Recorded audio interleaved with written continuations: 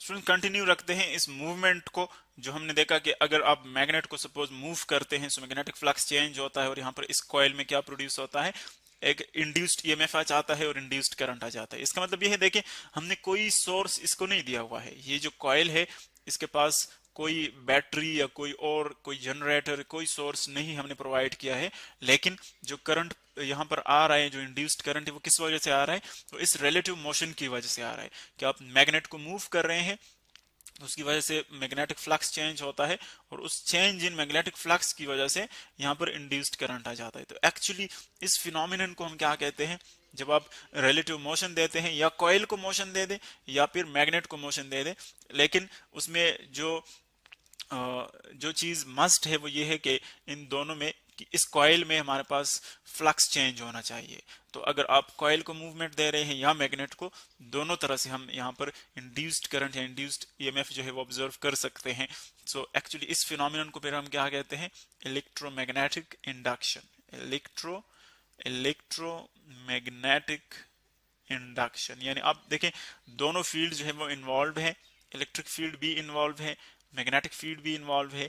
एक फील्ड को हम चेंज कर रहे हैं, उसकी फ्लक्स को हम चेंज कर रहे हैं, सो उसकी वजह से दूसरा इलेक्ट्रिक फील्ड जो है वो इलेक्ट्रिक फिनोमिनन इंड्यूस हो रहे हैं। तो इस फिनोमिनन को हम इलेक्ट्रोमैग्नेटिक इंडक्शन कहते हैं। अब इसी चीज को आप यूं भी कह सकते हैं कि सपोज यही जो कॉइल है, यही कॉइल सपोज उसको अगेन से आप यूं ड्रॉ कर सकते हैं। ये गैल्वानोमीटर आप कंसिडर कर लें, इसके साथ हमने अटैच किया हुआ है एक कॉइल, क्लोज लूप, किसी भी फॉर्म में हो सकता है क्लोज लूप, जरूरी नहीं कि सर्कुलर फॉर्म में हो।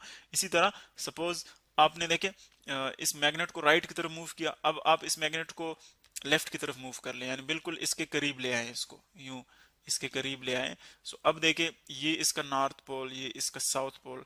तो जब आप इसको बिल्कुल इसके करीब ले आते हैं तो देखिए अब इससे maximum number of lines pass होंगे। मैक्सिमम नंबर ऑफ लाइंस, जितने वो ज्यादा करीब होगा उतने ज्यादा नंबर ऑफ लाइंस इससे पास होंगे। तो अब जितने ज्यादा लाइंस पास होते हैं, देखिए पहले कम लाइन पास हो रहे थे, इस फिगर में अगर आप देखें फ्यूअर लाइन जो है, अबाउट ओनली 2 लाइंस पास हो रहे हैं। यहाँ पर ज्यादा लाइंस पास हो रहे थे। इसका मतलब है कि अगर हम राइट की तरफ मूव करते हैं इस मैग्नेट को, या लेफ्ट की तरफ, तो दोनों केसेस में फ्लक्स क्या हो रहा है, फ्लक्स जो है वो चेंज हो रहा है। सो बोथ केसेस में जब फ्लक्स चेंज होता है, सो यहाँ पर आप देखेंगे डिफ्लेक्शन ऑफ गैल्वानोमीटर। और गैल्वानोमीटर की जब डिफ्लेक्शन हम देखते हैं तो इसका मतलब ये है कि यहाँ पर इंड्यूस्ड ईएमएफ या इंड्यूस्ड करंट आ रहा है। लेकिन जो फर्क है दोनों में, अगर आप इसको राइट की तरफ मूव कर रहे हैं, देखिए राइट की तरफ मूव कर रहे हैं, सो जो डिफ्लेक्शन होगा वो आपको एक डायरेक्शन में शो होगा। फिर आप उसको यू लेफ्ट की तरफ मूव कर लें, लेफ्ट की तरफ इस मैग्नेट को मूव कर लें, सो अब डायरेक्शन जो है वो उसका चेंज होगा। डिफ्लेक्शन का जो डायरेक्शन शो होगा आपको, यानी electric induced EMF induced current की डायरेक्शन जो है वो चेंज हो जाती है। तो डायरेक्शन जो है वो क्या हो जाता है, चेंज। यानी इसकी जो रिलेटिव मोशन है डायरेक्शन उस पर डिपेंड करता है।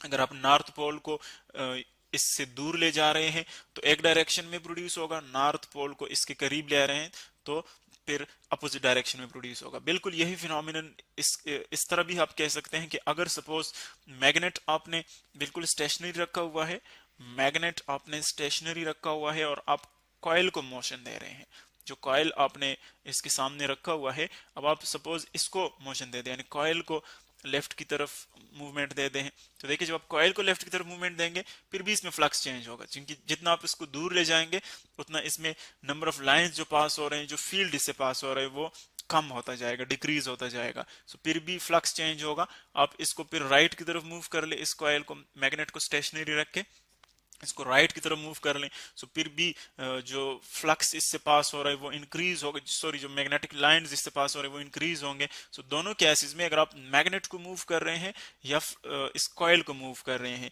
सो इस रिलेटिव मोशन से क्या प्रोड्यूस होता है, ईएमएफ यहाँ पर इंड्यूस हो जाता है, इलेक्ट्रिक करंट इंड्यूस होता है। सो एक्चुअली जस्ट उसकी डायरेक्शन जो है वो हम चेंज कर सकते हैं। अगर सपोज आप कॉइल को यू मूवमेंट दे रहे हैं लेफ्ट की तरफ, सो एक डायरेक्शन में आता है, और आप इसको राइट की तरफ मूव कर ले तो दूसरी डायरेक्शन में आता है। बिल्कुल इसी तरह जिस तरह कि हमने मैग्नेट की अपोजिट डायरेक्शंस के लिए देखा।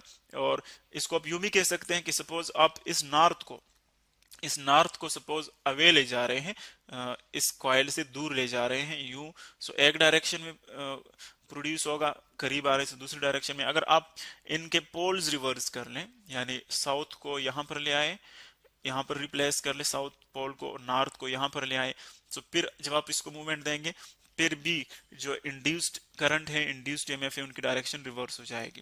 यानी आप इनकी पोलैरिटी रिवर्स कर ले तब भी वो रिवर्स हो जाएगी। इसको आप एक और तरह से भी देख सकते हैं। सपोज इन दोनों की जो है मूवमेंट जो है वो क्या है, वो आप दोनों को आपने स्टेशनरी रखा हुआ है। सपोज ये आप परमानेंट मैग्नेट कंसिडर कर लें, परमानेंट मैग्नेट, ये इसका साउथ पोल, ये नॉर्थ पोल, आपने दोनों को स्टेशनरी रखा हुआ है। यानी ये कॉइल और यहाँ पर उसके साथ आपने गैल्वानोमीटर अटैच्ड किया है, गैल्वानोमीटर।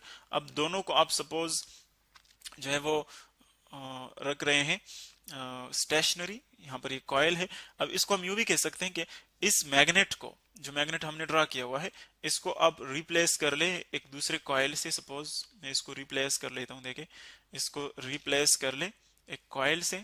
जब आप इसको रिप्लेस कर लेते हैं एक और प्राइमरी कॉइल से, यानी हम यहाँ पर एक और कॉइल लेते हैं जहां पर मूवमेंट नहीं होगी, जस्ट हम इलेक्ट्रिक करंट को चेंज करेंगे, इलेक्ट्रिक करंट की जो मैग्नीट्यूड है उसको चेंज करेंगे। यानी ये कॉइल सपोज आपने किसी सोर्स के साथ अटैच्ड किया हुआ है, कोई भी सोर्स है जो कि ईएमएफ इसको प्रोवाइड कर रहा है। जब सोर्स से आप अटैच करते हैं तो इस कॉइल में क्या होगा, इस कॉइल में सपोज आप इसको यूं मुख्तलिफ टर्न्स भी ड्रा कर सकते हैं, इसके मुख्तलिफ टर्न्स हैं, मैनी टर्न्स। तो जब इसमें करंट आप फ्लो करते हैं, यहाँ पर करंट फ्लो करता है, तो इसकी वजह से आप इसकी मैग्नीट्यूड चेंज कर सकते हैं। यानी जो सोर्स है वहां से सपोज आप करंट को डिक्रीज कर सकते हैं, इंक्रीज कर सकते हैं, या उसको स्टॉप कर सकते हैं। तो जब आप इसमें करंट की मैग्नीट्यूड चेंज करते जाते हैं तो उसके साथ साथ उसकी जो फील्ड की स्ट्रेंथ है, जो मैग्नेटिक फील्ड प्रोड्यूस हो रहा है उसकी वजह से, जिस तरह की हमने देखा था कि अब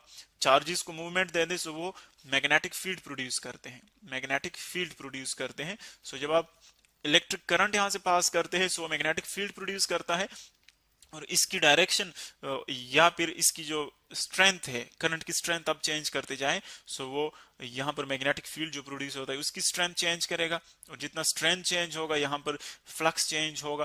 यानी सपोज यहाँ पर ज्यादा स्ट्रॉन्गर फील्ड प्रोड्यूस हो रहा है सो यहाँ पर मैग्नेटिक फील्ड लाइन इससे ज्यादा पास होंगे, और वीकर फील्ड प्रोड्यूस हो रहा है सो कम लाइन पास होंगे। तो इसका मतलब यह है कि हम टाइम टू टाइम इसका जो मैग्नेटिक फ्लक्स है वो इस तरह से भी चेंज कर सकते हैं। सो यूं भी आप देख सकते हैं कि जो गैल्वानोमीटर है वो आप यहाँ पर शो करेगा डिफ्लेक्शन, यानी आप इनकी जो मैग्नेट की या कॉइल की रिलेटिव मोशन है उससे भी देख सकते हैं, या इस तरह आप इस इलेक्ट्रिक करंट की जो आप किसी सोर्स से प्रोवाइड कर रहे हैं उससे भी आप उसकी स्ट्रेंथ चेंज कर सकते हैं, मैग्नेटिक फील्ड की जो फ्लक्स को चेंज करेगा। सो आप इस कॉइल में डिफ्लेक्शन ऑब्जर्व कर सकते हैं। लेकिन आप ये देख रहे हैं कि यहाँ पर इंड्यूस्ड करंट होगा क्योंकि ये किसी भी सोर्स के साथ अटैच्ड नहीं है। तो ये जितने भी एक्सपेरिमेंट्स हैं, सिंपल एक्सपेरिमेंट्स, एक्चुअली इन दोनों की जो रिलेशन है मैग्नेटिक फील्ड और इलेक्ट्रिक फील्ड की वो शो कर रहे हैं, जो कि हम एक्चुअली एक ही फ्रेमवर्क में पढ़ते हैं। जिस तरह के पहले हमने देखा कि क्या है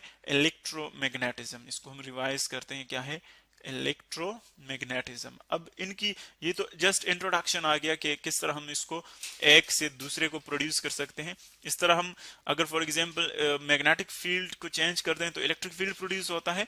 और इससे पहले हमने देखा था कि अगर आप चार्जेस को सपोज मूव करते हैं, चार्जेस को मूव करते हैं तो उससे हमने देखा था कि मैग्नेटिक फील्ड प्रोड्यूस होता है। तो एक्चुअली दोनों जो है हमने देख लिया कि एक दूसरे पर डिपेंड करते हैं। अब इनकी जो मुख्तलिफ फिर डिस्क्रिप्शन है वो हम देखेंगे फेराडे लॉ से। माइकल फेराडे एक साइंटिस्ट था, माइकल फेराडे, उन फेराडे लॉ से हम देखेंगे कि इनकी जो मजीद डिस्क्रिप्शन है वो हम किस तरह पढ़ सकते हैं।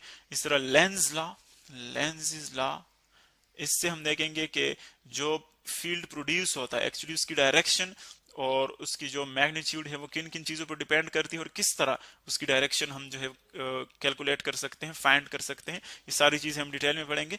ये जस्ट इंट्रोडक्शन था कि मैग्नेटिक फील्ड को चेंज करते जाए उसकी फ्लक्स को तो इलेक्ट्रिक फील्ड प्रोड्यूस होगा, इलेक्ट्रिक फील्ड से मैग्नेटिक फील्ड हम प्रोड्यूस कर सकते हैं। नेक्स्ट आप देखें बाकी डिटेल मजीद आने वाली वीडियोज में।